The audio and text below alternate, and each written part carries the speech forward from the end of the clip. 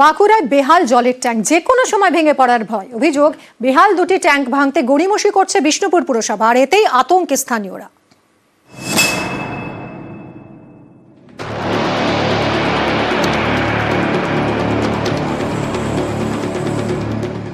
কোথাও খসে পড়েছে প্লাস্টার,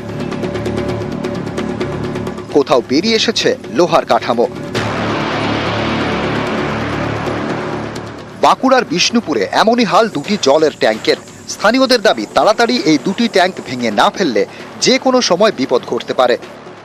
ট্যাঙ্কিটা ভাঙা অবস্থায় পড়ে আছে, যে কোনো মুহূর্তে দুর্ঘটনা ঘটতে পারে। আমরা খুব ভয়ঙ্করই বাস করছি এখানে, জল ভরা হয় ও কিন্তু যে কোনো টাইম ধসে যেতে পারে। ট্যাঙ্কির অবস্থা খারাপ, খুব এনি টাইম পড়ে যেতে পারে। সিমেন্ট গুলা পড়ছে, সিমেন্টের পাথর গুলা ভয় লাগে যে ট্যাঙ্কি যখন তখন উল্টে যেতে পারে।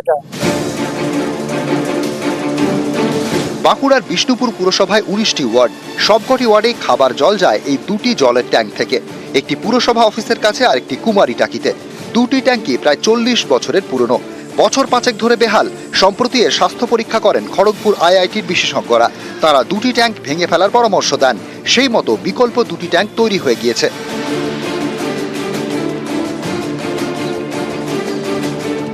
বিকল্প ট্যাঙ্ক তৈরি, কিন্তু তা সত্ত্বেও বেহাল একটি ট্যাঙ্ক ব্যবহার করা হচ্ছে, আর একটি এমনিই দাঁড়িয়ে রয়েছে।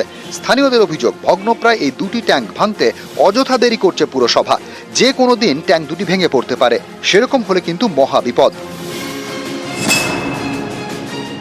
ওটা ভেঙে দেওয়া উচিত। বাই চান্স ছিল গায়ে টায়ে কোনো মন্দ পড়ে গেলে বিপদের সমস্যা আছে, তো ওইটা ভেঙে দেওয়া উচিত। রিপোর্টও দপ্তরের কাছে জমা হয় এবং দপ্তর যুদ্ধকালীন পরিস্থিতিতে ভেঙে ফেলার নির্দেশ দিয়েছে। সেই মোতাবেক টেন্ডার প্রক্রিয়াও হয়ে গেছে। আমাদের এমইডি সুপারিনটেন্ডেন্ট তাকেও জানিয়েছি, তারাও এসছেন পুরো টিম। বাঁকুড়া থেকে দেবব্রত মণ্ডল, নিউজ 18 বাংলা।